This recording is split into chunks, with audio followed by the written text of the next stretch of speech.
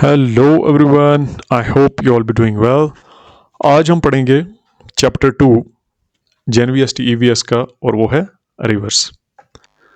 तो जब हमारे पास एक हायर लैंड से यानी ऊंची ज़मीन से लोअर लैंड की तरफ, निचली ज़मीन की तरफ कोई जलधारा या ऐसे कह सकते हैं स्ट्रीम ऑफ वाटर फ्लो करके जाती है और फाइनली किसी सी को, ओशन को या लेक को ज्वाइन करती है, यानी किसी सागर को, महासागर को या झील को मिल जाती है, उसे हम रिवर कहते हैं। अब रिवर की एग्जांपल्स की अगर हम बात करें तो जैसे गंगा है, यमुना है, ब्रह्मपुत्र है, गोदावरी, कृष्णा, कावेरी, नर्मदा और तापी। तो फर्दर इसकी क्लासिफिकेशन या डिटेल हम नेक्स्ट पढ़ेंगे। तो इससे पहले आपने एक इम्पॉर्टेंट फैक्ट जो है वो याद रखना है, वो ये है कि हमारे पास जो दो मेन इम्पॉर्टेंट सोर्सेज हैं यानी स्रोत हैं फ्रेश वाटर के, साफ पानी के, वो या तो पोलर आइस कैप्स हैं यानी ग्लेशियर्स हैं, या फिर हमारे पास जो दूसरा मेन सोर्स है फ्रेश वाटर का वो रिवर्स हैं। सबसे ज़्यादा जो फ्रेश वाटर है वो पोलर आइस कैप्स में यानी ग्लेशियर्स में है, लेकिन प्रॉब्लम यह है कि ये हमारे लिए एक्सेसिबल नहीं है। This is not accessible. Accessible का क्या मतलब है, यानी इसे हम इजिली हासिल नहीं कर सकते, we can't get it easily, क्योंकि हम जो है वो ग्लेशियर्स पे नहीं जा सकते, या हम इस तरह का system with in no time develop नहीं कर सकते कि आसानी से हम जो है या इकोनॉमिकली हम वाटर जो है फेच कर सकें। अब है रिवर्स। तो रिवर्स जो है वो क्यों इंपॉर्टेंट है? क्योंकि रिवर्स वैलीज से फ्लो करते हैं, माउंटेन से फ्लो करते हैं, प्लेन से जो है गुजरते हैं, तो इसलिए उनसे फ्रेश वाटर आसानी से फेच किया जा सकता है। तो this was the important thing that you have to remember. तो आगे बढ़ते हैं। अब है हमारे पास पार्ट्स ऑफ रिवर यानी दरिया के हिस्से। तो सबसे पहले दरिया जिस जगह से निकलता है उस जगह को कहते हैं सोर्स, यानी सोर्स ऑफ अ रिवर। तो सबसे पहले जिस जगह से दरिया निकला उसे हम क्या कहेंगे? सोर्स। फिर जब दरिया बहता है तो उसमें कुछ बेंड्स वगैरह आ जाते हैं, इस तरह कर्व्स। इन कर्व्स को हम मिएंडर कहते हैं, इन कर्व्स को हम मिएंडर कहते हैं। अब जब दरिया बह रहा होता है तो उसमें कुछ छोटी छोटी नदियां या छोटे छोटे दरिया आकर और मिल जाते हैं। ये जो छोटे छोटे दरिया इस बड़े दरिया में आकर मिलते हैं, इन्हें हम कहते हैं ट्रिब्यूटरी, और अगर एक से ज्यादा होंगे तो ट्रिब्यूटरीज। अब वो जगह जहां पर दरिया जाकर समुद्र से या किसी झील से मिल जाता है, उस जगह को हम कहते हैं माउथ ऑफ रिवर।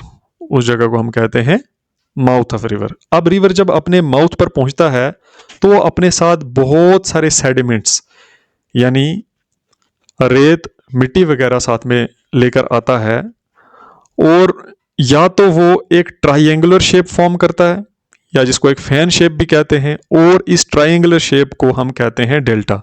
यानी जब सेडिमेंट्स रिवर डिपॉजिट करता है अपने माउथ पर और वो एक ट्राइंगुलर शेप बना देते हैं या फैन शेप बना लेते हैं, इसे हम डेल्टा कहते हैं। और कभी कभार क्या होता है कि जो दरिया है वो एक कीप की शक्ल बना देते हैं। कीप क्या होता है? फनल भी इसे कहते हैं। तो आपने देखा होगा ये किसी ड्रम वगैरह से या किसी बड़े वेसल से छोटे वेसल में तेल वगैरह जो है ऑयल डालने के लिए इस्तेमाल होता है। तो जब ये फनल शेप जो आकर बना देता है अपने माउथ पर, तो इस फनल शेप को हम एस्चुरी कहते हैं। जैसे यहाँ पे आप देख सकते हैं, तो ये एक फनल शेप सी बन रही है, तो इसे हम क्या कहेंगे? इसे हम कहेंगे एस्चुरी। ठीक है। तो हमने देखा कि दरिया के अलग अलग पार्ट्स होते हैं, जैसे सोर्स, ट्रिब्यूटरी, मियांडर, डेल्टा, एस्चुरी और माउथ। आगे बढ़ते हैं। अब डेल्टा और एस्चुरी के बारे में थोड़ा डिटेल में देखते हैं।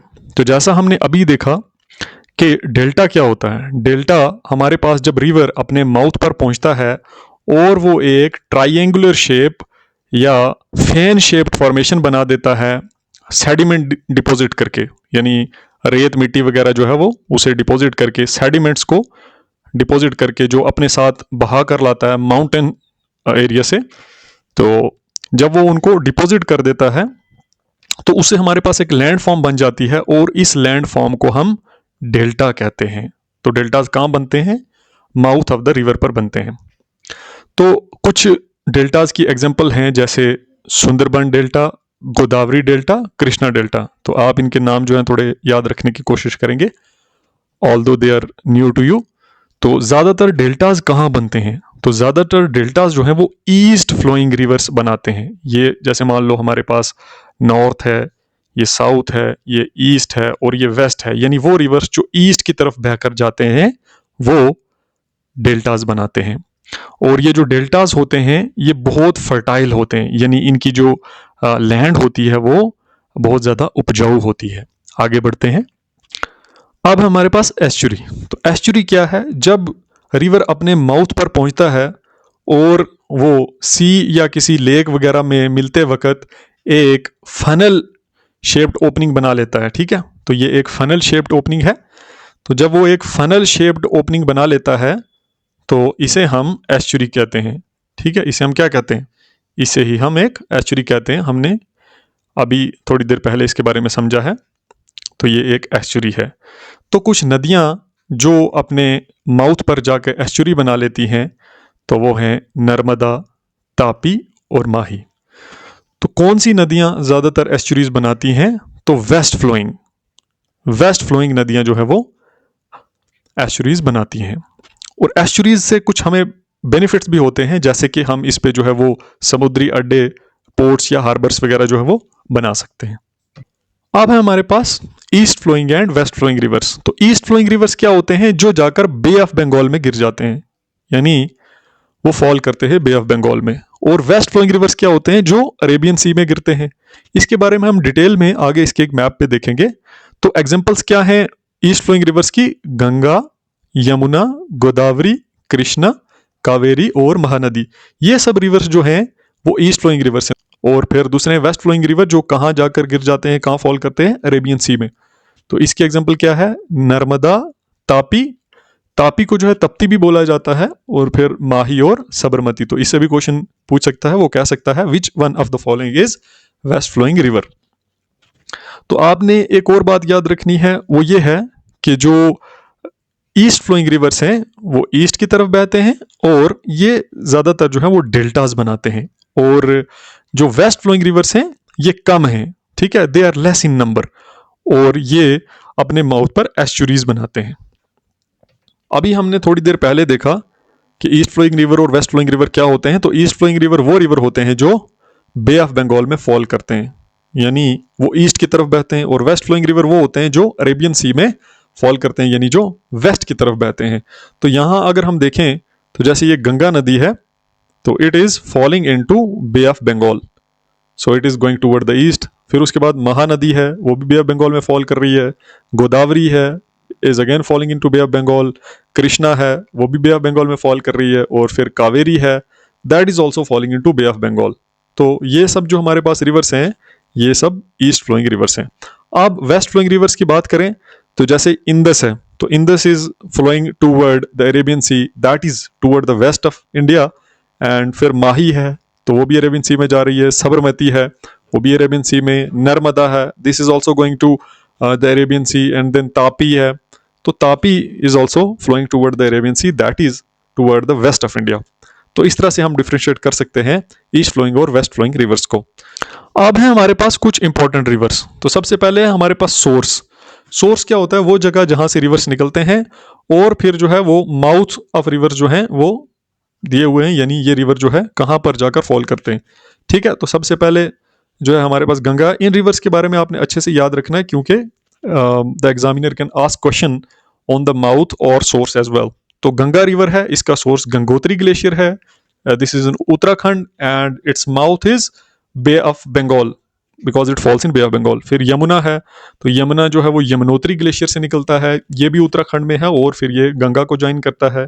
ब्रह्मपुत्रा है, तो ब्रह्मपुत्रा तिब्बत से निकलता है, it's a part of China और ये भी बे ऑफ बंगाल में फॉल करता है। अरुणाचल से ये इंडिया में इंटर करता है।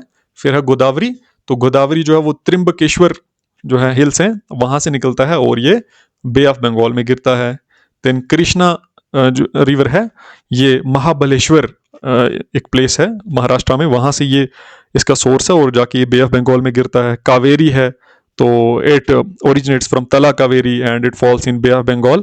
फिर नर्मदा है, तो नर्मदा अमरकंटक हिल से निकलती है और फिर अरेबियन सी में जाकर बहती है, यानी इसका सोर्स जो है नर्मदा नदी का वो अमरकंटक हिल्स है and it falls into Arabian sea. फिर तापी नदी है, ये सतपुरा हिल्स जो है यहाँ से निकलती है और अरेबियन सी में गिरती है। इसके बारे में आपको ज़्यादा डिटेल में जाने की ज़रूरत नहीं है। तो I think source and mouth, these two things were important regarding these rivers, तो आपको ये याद रखना है। Next is Himalayan reverse and peninsular reverse. तो हिमालयन रिवर्स कौन से हैं? जो हिमालयन ग्लेशियर्स से जो है वो निकलते हैं, जो ओरिजिनेट कहाँ से होते हैं? हिमालयाज के ग्लेशियर से। जैसे ये हमारे पास हिमालयन माउंटेन रेंज है, यू कैन सी हियर, तो हिमालयन माउंटेन रेंज है। तो जो हिमालयाज से निकलते हैं रिवर्स, उनको हम हिमालयन रिवर्स कहते हैं। और इन हिमालयन रिवर्स की एग्जांपल क्या क्या है? जैसे गंगा है, यमुना है और ब्रह्मपुत्र है। तो इनके बारे में खास बात क्या है हिमालयन रिवर्स के बारे में? ये ग्लेशियर फेड हैं, यानी जो इनमें पानी आता है वो जमी हुई बर्फ से आता है, फ्रोजन स्नो से आता है। ये परीनियल हैं। परीनियल का मतलब flow through out the year, यानी पूरे 12 मंथ्स तक जो है ये बहते रहते हैं, फ्लो इनमें पॉसिबल होता है। तो और दूसरी बात ये है कि दे कैरी मोर वाटर, इनमें पानी का जो फ्लो होता है या पानी का डिस्चार्ज है वो ज़्यादा होता है। अब है हमारे पास पेनिनसुलर रिवर्स। तो पेनिनसुलर रिवर्स क्या होते हैं? वो रिवर्स जो पेनिनसुलर प्लेचू से और वेस्टर्न घाट से निकलते हैं। तो पेनिनसुलर प्लेचू जो है, इसमें दो वर्ड्स हैं, एक है पेनिनसुला और एक है प्लेचू। तो पहले हम देखते हैं पेनिनसुला क्या होता है। पेनिनसुला हम एक ऐसी लैंड को कहते हैं जिसके तीनों तरफ जो है वो वाटर होता है। जैसे इस तरफ हम देखें तो इधर भी पानी है, और अगर हम राइट साइड से देखें तो राइट में भी पानी है, और अगर नीचे से देखें तो नीचे की तरफ भी पानी है। तो ये हो गया पेनिनसुला। अब प्लेचू का क्या मतलब होता है? प्लेचू का मतलब होता है एक रेज्ड लैंड, एक रेज्ड लैंड जिसकी स्टीप स्लोप्स होती हैं। तो यानी एक इस तरह की ज़मीन जो अपने आसपास की ज़मीन से ज़्यादा ऊंची होती है और इसकी ढलानें जो है वो गहरी होती हैं। ठीक है, तो इसे हम प्लेचू कहते हैं, और हिंदी में इसे पठार भी कहते हैं। ठीक है, तो वो रिवर्स जो वेस्टर्न घाट से, अब वेस्टर्न घाट क्या है? इंडिया की वेस्टर्न कोस्टल लाइन पे एक माउंटेन रेंज है, उसे हम वेस्टर्न घाट्स कहते हैं। तो जो वेस्टर्न घाट से या फिर पेनिनसुलर प्लेचू से रिवर्स निकलते हैं, उन्हें हम पेनिनसुलर रिवर्स कहते हैं। तो इनके आपने नाम याद रखने हैं, गोदावरी, कृष्णा, कावेरी, नर्मदा और तापी। इनके बारे में ख़ास बात क्या है? इनके बारे में ख़ास बात यह है कि ये ज़्यादातर रेन फेड हैं, यानी इनमें जो पानी का फ्लो होता है वो ज़्यादा बारिश की वजह से होता है। Although there is some amount of water always present. इसके अलावा जो है इसमें गर्मियों में बहुत कम पानी होता है, क्योंकि गर्मियों में बारिशें नहीं होती हैं। और इसके अलावा ये इनको ओल्डर रिवर्स कहा जाता है। ओल्डर रिवर्स क्यों कहा जाता है? Because this peninsular plateau was part of Gondwana land. ठीक है, इंडिया यहाँ पे नहीं था, it existed with another tectonic plate. ठीक है, दैट वाज कॉल्ड गोंडवाना। वहाँ से ये टूट कर इंडियन प्लेट अलग हो गई थी, तो फिर ये यूरेशियन प्लेट के साथ टकराई और फिर हिमालयस का जन्म हुआ। लेकिन ये जो पेनिनसुलर प्लेचू है ये उस ओल्डर लैंड का ही पार्ट थी। ठीक है, तो इसमें जो रिवर्स हैं इसीलिए इनको ओल्डर रिवर्स कहा जाता है। Then is uses and importance of river. तो रिवर को हम कहाँ कहाँ इस्तेमाल करते हैं? We use rivers for irrigation, यानी हम अपनी क्रॉप्स को पानी देते हैं। ठीक है, देन हाइड्रो इलेक्ट्रिक पावर। तो hydro electric, hydro means water, hydro means water and electric means electricity. तो वो इलेक्ट्रिसिटी जो पानी से जनरेट की जाती है उसे हाइड्रो इलेक्ट्रिसिटी बोलते हैं। ठीक है, हाइड्रो इलेक्ट्रिक पावर या हाइड्रो इलेक्ट्रिसिटी बोलते हैं। इसके अलावा ट्रांसपोर्टेशन, मान लो हमारे पास जो रिवर्स हैं जिनका कोर्स बड़ा है, यानी वो फैले हुए हैं एरियाज में, तो उनमें हम बोट्स या फिर शिप्स वगैरह जो है वो भी चला सकते हैं, जैसे ट्रांसपोर्टेशन वाले चैप्टर में हमने डिस्कस किया था। अब है टूरिज्म एंड रिक्रिएशन। तो रिवर्स पे जो है वो राफ्ट्स वगैरह जो हैं वो भी चलती हैं, तो लोग जो है वो अक्सर घूमने वगैरह आते रहते हैं। और इसके अलावा फिर फिशिंग, यानी मछलियाँ भी जो है वो पकड़ी जाती हैं। ड्रिंकिंग वाटर, पीने का पानी, जो तो सबसे इंपॉर्टेंट चीज़ है हमारे लिए। तो ये कुछ इंपॉर्टेंस है किसी एक दरिया की। Now is superlatives and important facts. Superlative means highest, longest, smallest, these things are called superlatives. तो सुपरलेटिव्स जो है इससे बहुत सारे क्वेश्चंस आते हैं, तो आपने इनको भी याद रखना है। लॉन्गेस्ट रिवर ऑफ इंडिया, और इसके बारे में कभी कभी ऐसा भी बोला जाता है नेशनल रिवर ऑफ इंडिया। तो नेशनल या लॉन्गेस्ट रिवर ऑफ इंडिया है Ganga. Then longest river of entirely India, entirely in India, यानी ये पूछा जाए कि पूरे का पूरा जो है जो इंडिया में है। ठीक है, तो क्योंकि Ganga also goes to Bangladesh, ठीक है, Ganga also flows through Bangladesh, तो we can not say that Ganga is entirely in India. So the longest river entirely in India यानी जो पूरे का पूरा इंडिया में है वो गोदावरी है. तो आपने एक और बात याद रखनी है कि गोदावरी को दक्षिण गंगा भी कहते हैं. और फिर है लार्जेस्ट रिवर डेल्टा, सबसे बड़ा रिवर डेल्टा जो है वो कहाँ बनता है, वो है सुंदरबन डेल्टा. ये कैसे बनता है, जब गंगा, ब्रह्मपुत्र और मेघना तीन रिवर जो है वो आकर माउथ पर मिलते हैं यानी बे ऑफ बंगाल में गिरने लगते हैं, तो वहां पे सुंदरबन डेल्टास बनते हैं. और ये लार्जेस्ट रिवर डेल्टा है, सबसे बड़ा डेल्टा है. हाईएस्ट रिवरीन आइलैंड, तो सबसे बड़ा रिवरीन आइलैंड यानी वो आइलैंड जो दरिया के अंदर मौजूद है. आइलैंड क्या होता है, वो पीस ऑफ लैंड या वो लैंड फॉर्म जिसके चारों तरफ पानी होता है, ठीक है, वाटर ऑन ऑल डायरेक्शंस. तो दिस इज मजोली इन असम. तो आप लोगों को इस तरह की चीजें जो है वो याद रखनी है because they are directly asked in the paper. And then is longest tributary of Ganga, Ganga की सबसे बड़ी ट्रिब्यूटरी तो वो यमुना है, इसे भी आपने याद रखना है. तो लॉन्गेस्ट ट्रिब्यूटरी जो है वो गंगा रिवर की क्या है, यमुना है. फिर फेमस वेस्ट फ्लोइंग रिवर, सबसे मशहूर जो रिवर्स हैं जो वेस्ट की तरफ फ्लो करते हैं यानी जाकर ये अरेबियन सी में मिलते हैं. तो आपको पता है क्योंकि वेस्ट फ्लोइंग रिवर कहाँ मिलते हैं, अरेबियन सी में. तो these two rivers Narmada and Tapi are famous west flowing rivers. Then is river pollution and conservation, because we are using rivers and while using we are creating a lot of pollution. तो इसलिए इस pollution से बचने के लिए we need to conserve our rivers, हमें अपने rivers को बचाना है. तो लेकिन उससे पहले हमें ये जानना ज़रूरी है कि river pollution होता कैसे है. तो जो भी प्लास्टिक वेस्ट है यानी पॉलीथीन्स हैं, कंटेनर्स हैं और दूसरी चीज़ें जो प्लास्टिक से बनी हुई होती हैं वो हम थ्रो कर देते हैं सीधा रिवर्स में.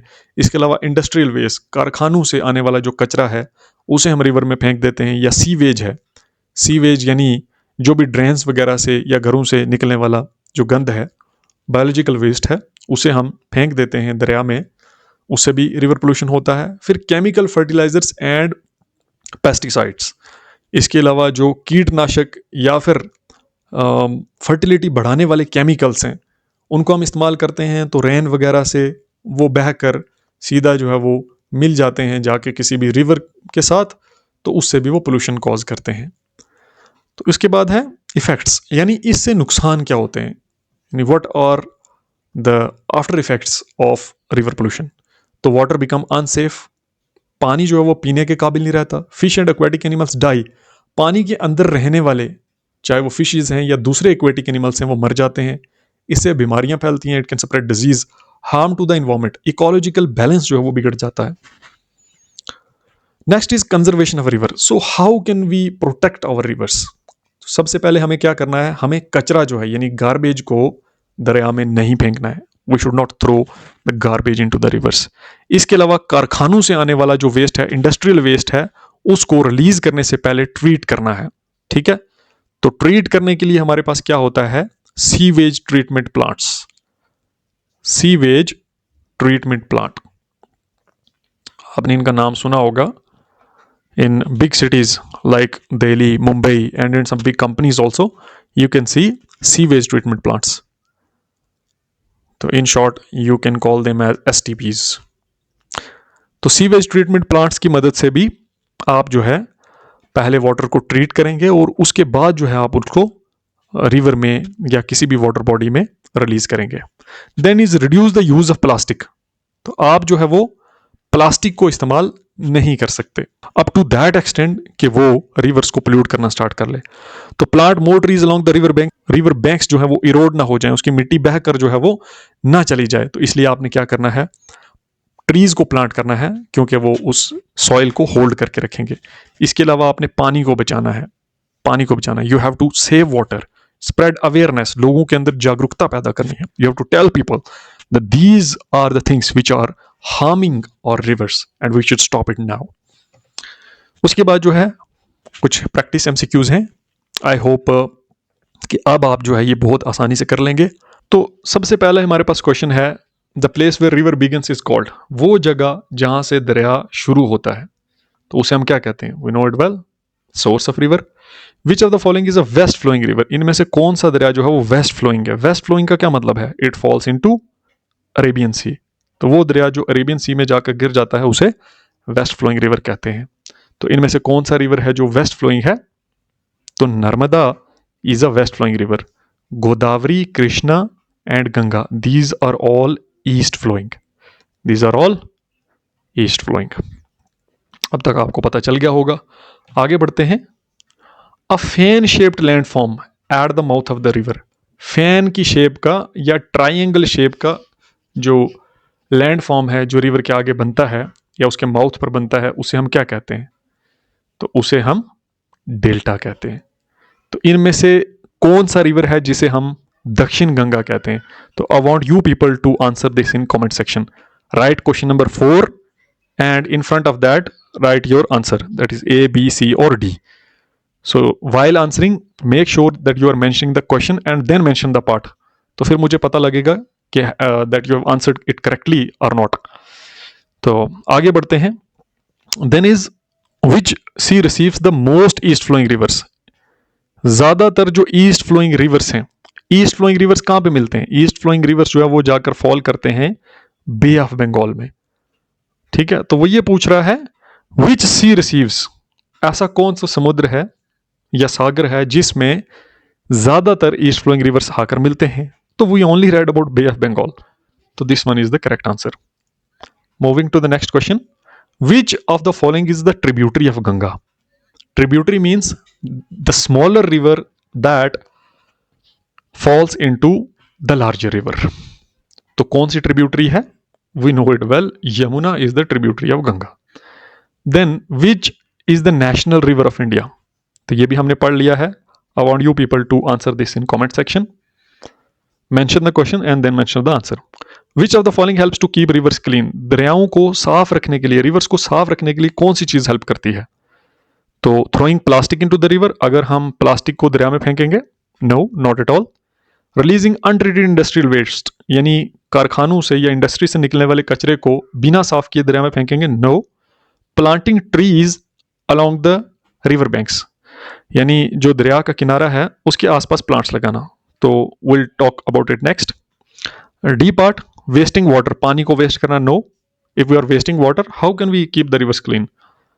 It has no relation to keeping the river clean. So the correct answer is planting trees along the river banks. तो आपने दरिया के किनारों पर प्लांट्स लगाने हैं। तो this was all for today from the chapter 2 that is reverse. I hope आपको ये लेक्चर पसंद आया होगा। Next video will be about chapter 3 that is mountains. So keep sharing, keep subscribing so that more and more people get benefit of it, because ये series सबके लिए free है। It is free for all. Thank you.